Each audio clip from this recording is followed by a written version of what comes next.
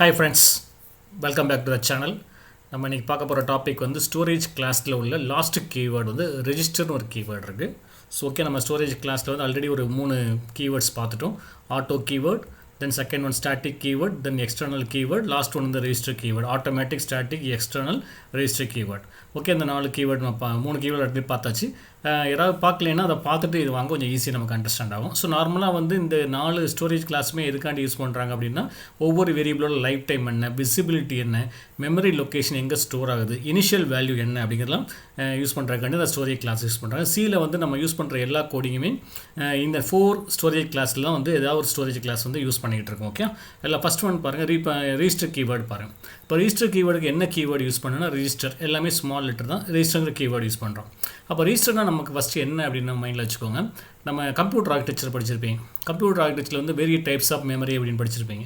அதில் வந்து primary memory, primary மெமரினா ரேம், செகண்டரி மெமரினா ஹார்ட் டிஸ்க், பென் ட்ரைவ், இதெல்லாம் செகண்டரி மெமரியில் வரும்.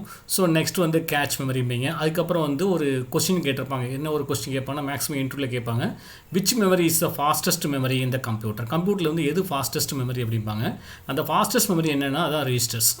அந்த ரெஜிஸ்டர் தான் இருக்கிறதுலே ஃபாஸ்டஸ்ட் மெமரி. ஆனால் வந்து அது எவ்வளோ டேட்டாவாக ஸ்டோர் பண்ணும் அப்படின்னா, தட் இஸ் ஒன்லி ஒன் டேட்டாவாக தான் ஸ்டோர் பண்ணும். ஓகே, அந்த ஒன்லி ஒன் டேட்டாவை ஸ்டோர் பண்ணும். அந்த டேட்டாவோட சைஸ்லாம் எப்படி இருக்கும்னு பார்த்தீங்கன்னா, அது டிபெண்ட்ஸ் ஆன் த ப்ராசஸர். அது அந்த variable declared as register is to allocate the memory இந்த CPU ரெஜிஸ்டர். அந்த CPUக்குள்ளே உள்ள ரெஜிஸ்டருக்கு வந்து அலோகேட் ஆகும். சைஸ் ஆஃப் த ரெஜிஸ்டர் வந்து டிபெண்ட்ஸ் ஆன் த CPU. நீங்கள் அந்த CPUவில் வந்து நீங்கள் ஃபார் எக்ஸாம்பிள் உங்கள் ப்ராசர் வந்து 32 பிட் ப்ராசர்னு வச்சுக்கோங்களேன்.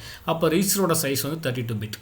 அப்போ ஒரு டேட்டாவை நீங்கள் ஸ்டோர் பண்ணால் 32 பிட் வந்து அதுக்கு அலோகேட் ஆகும். சப்போஸ் உங்கள் ப்ராசஸர் வந்து 64 பிட் ப்ராசஸர் அப்படின்னா அந்த ரெஜிஸ்டரோட லென்த் வந்து 64 பிட் லென்த்தாக இருக்கும். ஓகே, ஸோ இதுதான் இதில் உள்ள கேஸ். அப்போ வந்து நீங்கள் அலோகேட் பண்ணுற டேட்டா வந்து டேரெக்டாக எங்கே போகும், அந்த ரெஜிஸ்டரில் போய் ஸ்டோர் ஆகுது. ஓகே, நெக்ஸ்ட் சின்டாக்ஸ் எப்படி யூஸ் பண்ணுவீங்கன்னா register space data type. Data டைப்னா any one data type, int float டபுள்லாம் கொடுப்பீங்களா, டேட்டா டைப்.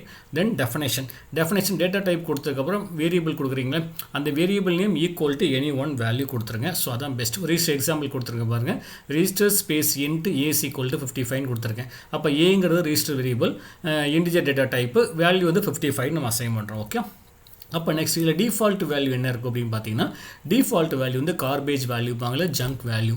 நீங்கள் சப்போஸ் நான் எந்த வேல்யூமே கொடுக்கல அப்படின்னா பை டிஃபால்ட்டு சிஸ்டம் என்ன பண்ணால் ஒரு garbage value any random value நமக்கு ஜென்ரேட் ஆகும். ஓகே, அதுக்கப்புறம் என்ன பண்ணுறீங்கன்னா, we cannot use the address operator for register variable. இந்த மாதிரி இந்த register variableக்குலாம் அட்ரஸ் ஆப்ரேட்டர் யூஸ் பண்ணக்கூடாது. ஓகே, எதுக்காண்டி யூஸ் பண்ணக்கூடாது அப்படின்னு வச்சுக்கோங்களேன். இப்போ நார்மலாக நம்ம இன்ட்டு ஏன் கொடுத்தீங்க அப்படின்னா, இன்ட்டு ஏன் கொடுத்தாச்சு அப்படின்னா அந்த ஏக்கு இன்புட் வாங்கணும் அப்படின்னா அட்ரஸ் ஆஃப் ஏன் கொடுத்து இன்புட் வாங்கும். ஏன்னா இன்ட்டு ஏன் கொடுத்தா மெமரி அலோகேட் ஆகும், அந்த மெமரியில் போய் நம்ம கொடுக்குற டேட்டா ஸ்டோர் ஆகணும். ஆனால் இந்த கேஸில் பார்த்தீங்கன்னா ரெஜிஸ்டர் வேரியபிளில் வந்து நம்ம எதுக்கு எங்கே டேட்டா ஸ்டோர் ஆகுது அந்த ரெஜிஸ்டர்ஸ்லேயே போய் உள்ள ஸ்டோர் ஆகும்போது ஸோ அப்போ அந்த அட்ரஸுங்கிற ஆப்ரேட்டர் நம்ம யூஸ் பண்ண முடியாது. ஓகே, அப்போ நெக்ஸ்ட் இது எங்கே இனிஷியலைஸ் பண்ணுறேன், register variable should be initialise in locally. நம்ம எங்கே இனிஷியலைஸ் பண்ணணும்னா லோக்கலாக தான் இனிஷியலைஸ் பண்ணணும். அதுவும் எங்கே ஒரு பிளாக்கோ ஒரு மெத்தடுக்குள்ளே நம்ம யூஸ் பண்ணலாமே தவிர குளோபலாக நம்ம யூஸ் பண்ணக்கூடாது. First the visibility of the register variable within the block or மெத்தடுக்குள்ளே அல்லது பிளாக்குள்ளே யூஸ் பண்ணிக்கலாம். Okay, the register keyword support all the data types, எல்லா டேட்டா டைப்புமே சப்போர்ட் பண்ணும். இன்னொரு விஷயம் பார்த்தீங்கன்னா இந்த ஆக்சஸ் டைம் பார்த்தீங்கன்னா, ஆக்சஸ் டைமில் நார்மலாக என்ன பண்ணுறாங்கன்னா டேட்டா வந்து நமக்கு ரெஜிஸ்டரில் ஸ்டோர் பண்ணலாம் இல்லது மெமரியில் ஸ்டோர் பண்ணலாம். இந்த நமக்கு வந்து நார்மலாக ஒரு ப்ரோக்ராம் ரன் ஆகுதுன்னா ப்ராசர் தான் அந்த ப்ரோக்ராமை ரன் பண்ணும். அப்படி ரன் பண்ணும்போது உங்கள் டேட்டா வந்து ரெஜிஸ்டர்ஸில் இருந்துச்சு அப்படின்னா ப்ராசரில் ரெஜிஸ்டர் என்னென்னா CPUவில் உள்ள ஒன் ஆஃப் த காம்பனன்ட்ஸ் தான்.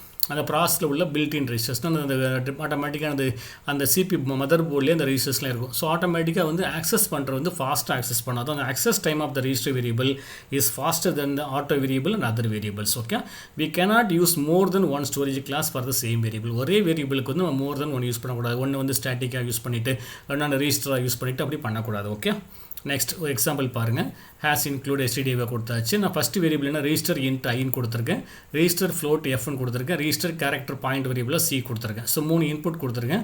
அந்த 3க்குமே நான் எந்த இன்புட் இனிஷியலைஸ் பண்ணலை. அப்போ டிஃபால்ட் வேல்யூ பிரிண்ட் பண்ணுறேன். பிரிண்ட் அப்லேருந்து I ஈக்குவல் டு பிரிண்ட் பண்ணுறேன், F equal to float value, C equal to character value print பண்ணுறேன். இப்போ நான் எந்த வேல்யூ கொடுக்கலன்னா பை டிஃபால்ட்டாக என்ன பண்ணணும் நான் சொல்லியிருக்கேன், கார்பேஜ் வேல்யூ இல்லை ஜங்க் வேல்யூ எடுத்துக்கணும். ஓகே, இப்போ நான் ரன் பண்ணுறேன் பாருங்கள், ஐக்கு வந்து 1456 வந்து Fக்கு வந்து பார்த்தா -0.0 0016 வருது. பட் கேரக்டருக்கு வந்து நமக்கு வந்து எதுவுமே கொடுக்கல, ஸ்ட்ரிங்குக்கு வந்து நம்ம கொடுக்கல. ஆனால் இது ஆன்லைன் கம்பெனியில் பார்த்தீங்கன்னா ரன் பண்ணிங்கன்னா நல்லுன்னு கொடுக்குது. ஓகே, ஸோ நல்லுன்னு வரும். ஓகே, ஒன்று கார்பேஜ் வேல்யூ ஃபஸ்ட் ஸ்ட்ரிங்குக்கு வந்து ஆன்லைன் கம்பெனியில் வந்து நல்லுன்னு கொடுக்குது.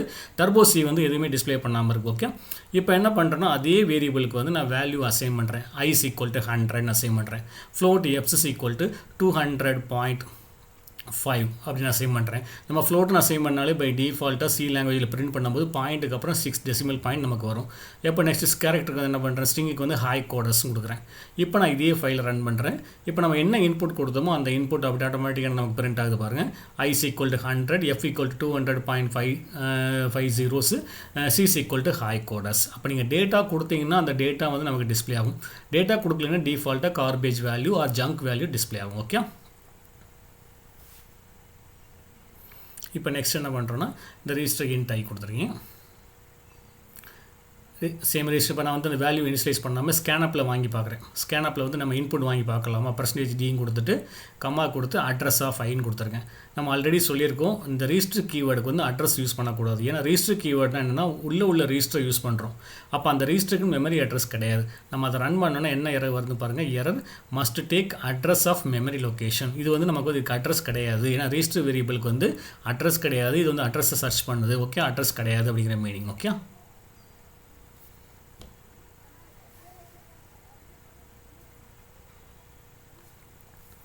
அப்படி delete பண்ணிடுவோம்.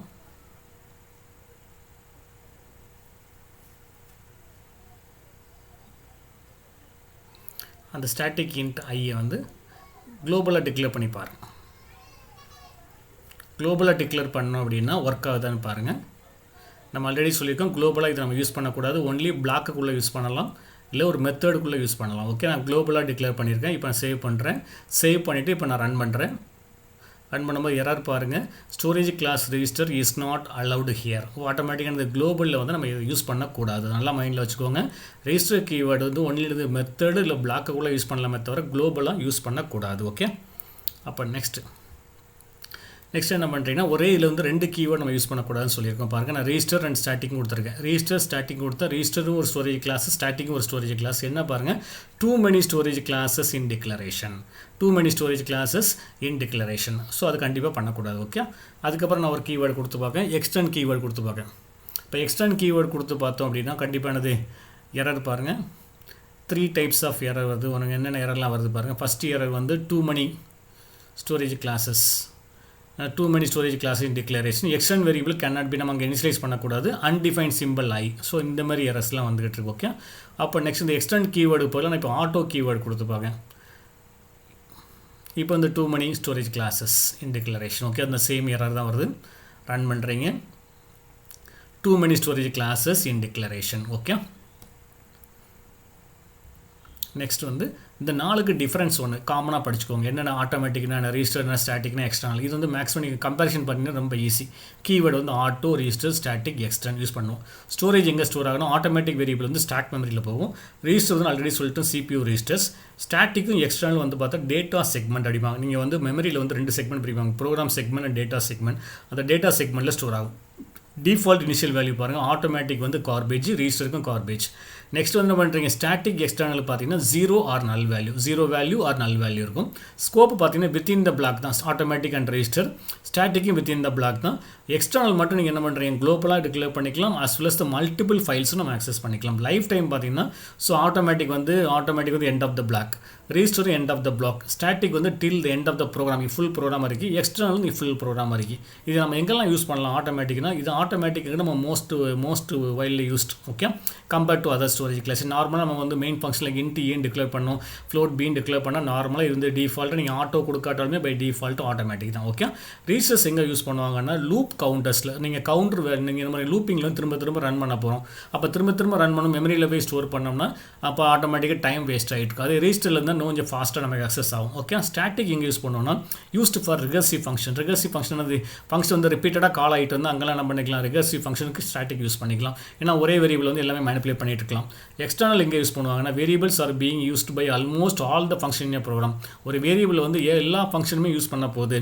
அப்போ குளோபலாக டிக்ளேர் பண்ணுறோம் அப்படின்னா அது எல்லா ஃபங்க்ஷனும் யூஸ் பண்ணணும்னு நினைக்கிறீங்க, இல்லை வேறு ஃபைல்ஸ்லாம் ஆக்சஸ் பண்ணணும் அப்படின்னா ஸோ அந்த இடத்துல நம்ம என்ன பண்ணிக்கலாம், எக்ஸ்டர்ன் கீவேர்டு யூஸ் பண்ணிக்கலாம். ஓகே, ஸோ நம்ம இது வரைக்கும் நம்ம என்ன பார்த்துருக்கோம், ஸ்டோரேஜ் கிளாஸ் உள்ள 4ஐயும் பார்த்தாச்சு.